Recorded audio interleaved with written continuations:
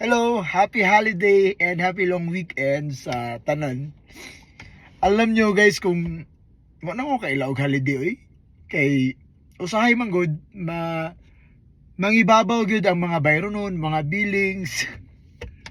Kaya ako di naman lahat may mga OFW naman na nag-enjoy, nagre-relax, nagre-rest. Pero parang ginagawa ko na lang din libangan itong pagde-deliver kasi sayang din naman na wala akong kikitain sa holiday. Kaya magro-rota ako ngayon. ganun talaga guys pag marami kang mga responsibility.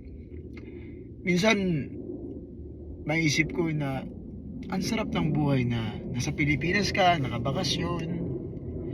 Pero hindi talaga madali yung OFW para sa akin. Very challenging talaga siya. Kailangan mo talagang kumayod, bawal magkasakit, bawal magpahinga. Kaya limitado na lang talaga yung mga times na pagpapahinga-pahinga. Kasi yung sa akin kasi earnings para makapagpadala, makapagbayad. Buhay mahirap. Paano, anak man tas pabrimutin so kailangan we have to work hard and hard.